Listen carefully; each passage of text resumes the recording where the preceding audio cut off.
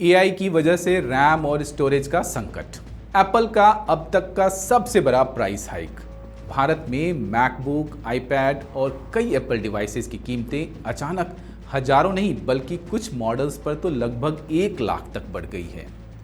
Apple का कहना है कि इसकी बड़ी वजह है मेमोरी और स्टोरेज कंपोनेंट्स की रिकॉर्ड महंगाई। लेकिन सवाल है, आखिर रैम और स्टोरेज इतनी महंगी क्यों हो गई और इसका असर सिर्फ एप्पल पर ही नहीं बल्कि पूरी टेक इंडस्ट्री पर क्यों पड़ रहा है? इसका जवाब जानने के लिए हमने सिर्फ इंटरनेट नहीं खंगाला, मैंने और मेरी टीम ने देश के कई कंप्यूटर सर्वर और स्टोरेज डीलर से बात की। जो उन्होंने बताया वो काफी चौंकाने वाला था। एक डीलर ने बताया कि एंटरप्राइज हार्ड ड्राइव्स की कीमतें पिछले कुछ महीनों में तेजी से बढ़ रही है। एक टीबी एंटरप्राइज हार्ड ड्राइव जो करीब 6 महीने पहले 8,000 से 9,000 में मिल जाता था, आज वही 12,000 से 14,000 तक पहुंच चुका है। और सबसे बड़ा झटका हमें तब लगा जब हमने 100 टीबी स्टोरेज का कोटेशन पूछा। डीलर के मुताबिक फरवरी में जो सिस्टम करीब 3.5 लाख रुपए में तैयार हो रहा था, वही आज लगभग 5.5 लाख तक पहुंच चुका है।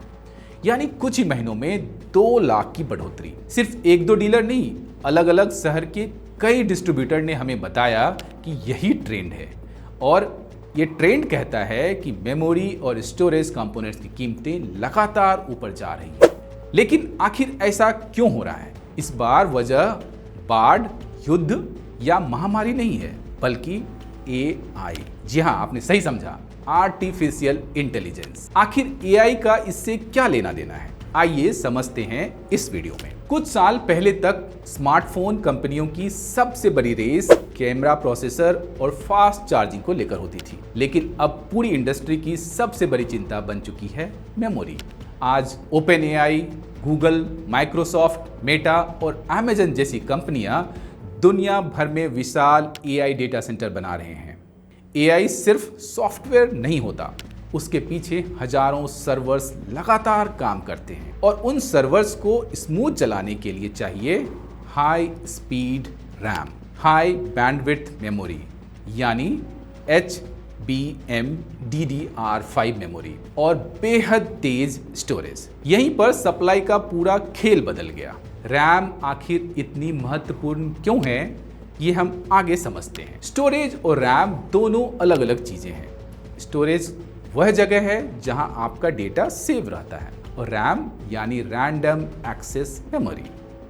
रैम को आसान भाषाओं में समझें तो यह आपके फ़ोन या लैपटॉप की काम करने वाली मेमोरी होती है। जिस समय आप कोई ऐप खोलते हैं, वीडियो देखते हैं या कोई ऐप्स एक साथ चलाते हैं तो प्रोसेसर उसी रैम में मौजूद डेटा पर तुरंत काम करता है। इसलिए जितनी ज़्यादा और जितनी तेज़ रैम होगी, आपका फ़ोन या लैपटॉप उतना ही तेज़ और स्मूथ चलेगा।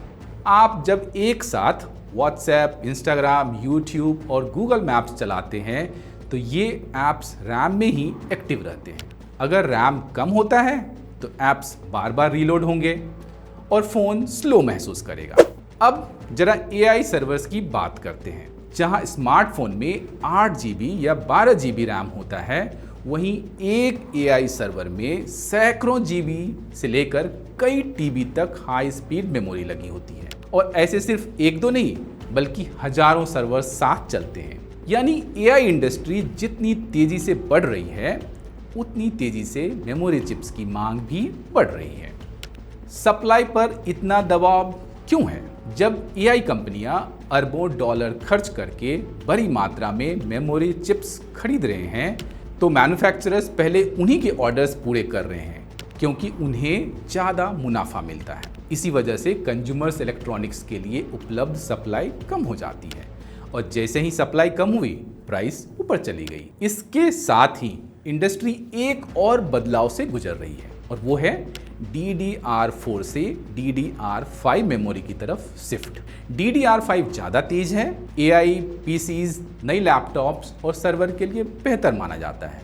लेकिन फैक्ट्रीज धीरे धीरे प्रोडक्शन बदल रही है। जब तक ये ट्रांजिशन पूरा नहीं होता, पुरानी और नई दोनों तरह की मेमोरी पर दबाव बना हुआ रहेगा। ये चिप्स बनाता कौन है? अगर रैम की बात करें तो दुनिया की 3 सबसे बड़ी कंपनियां हैं: सैमसंग, SK हाइनिक्स, माइक्रोन। और एडवांस AI मेमोरी यानी HBM में भी यही कंपनियां सबसे आगे हैं। स्टोरेज यानी NAND फ्लैश में Samsung, Kioxia, Western Digital and Micron, जबकि हार्ड डिस्क ड्राइव्स यानी HDD की दुनिया लगभग सिर्फ 3 कंपनियों पर टिकी हुई है, सीगेट, वेस्टर्न डिजिटल और तोशिबा।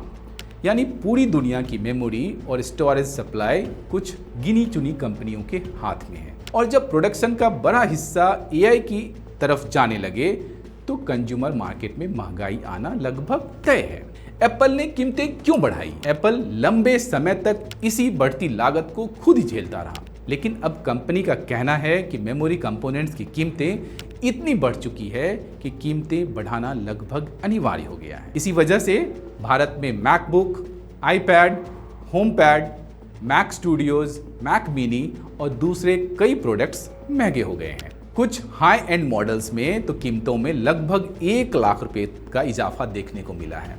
और एप्पल अकेला नहीं है, कई एंड्रॉयड कंपनियां भी या तो कीमतें बढ़ा रही हैं या फिर नए फ़ोन्स की लॉन्चिंग टाल रही है, क्योंकि पहले जैसी कीमत पर वही स्पेसिफिकेशन देना उनके लिए मुश्किल होता जा रहा है। भारत के आम आदमी पर इसका क्या असर पड़ेगा? अगर आप सोच रहे हैं कि इससे सिर्फ एप्पल यूजर्स प्रभावित होंगे तो ऐसा बिल्कुल नहीं है। आने वाले महीनों में डेस्कटॉप और लैपटॉप भी महंगे हो सकते हैं, PC असेंबल कराना भी महंगा हो सकता है और सर्वर स्टोरेज की कीमतें भी बढ़ सकती है। यहाँ तक कि CCTV स्टोरेज का खर्चा भी बढ़ सकता है। और तो और iCloud स्टोरेज की सर्विसेज महंगी हो सकती है। PCs और गेमिंग PCs की कीमतों पर दबाव भी बढ़ सकता है। इतना ही नहीं, मेमोरी चिप्स आज smartphones, tablets, gaming devices, servers और यहाँ तक कि मॉडर्न कार में भी इस्तेमाल होता है।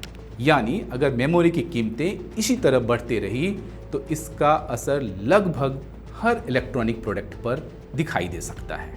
AI सिर्फ हमारी नौकरियां और काम करने का तरीका ही नहीं बदल रहा, अब AI हमारी जेब पर भी असर डालने लगा है। जिस रैम और स्टोरेज को हम लैपटॉप का एक छोटा सा पार्ट समझते थे, आज वही पूरी दुनिया की टेक इंडस्ट्री की सबसे कीमती कमोडिटी बन चुकी है। और यही वजह है कि एप्पल से लेके छोटे कंप्यूटर डीलर्स तक हर कोई एक ही बात कह रहा है, वो है मेमोरी अब पहले जैसी सस्ती नहीं रही। मेरा नाम है सौरभ और आप देख रहे हैं मनी मंच, हर खबर जो डाले आपकी जेब पर असर।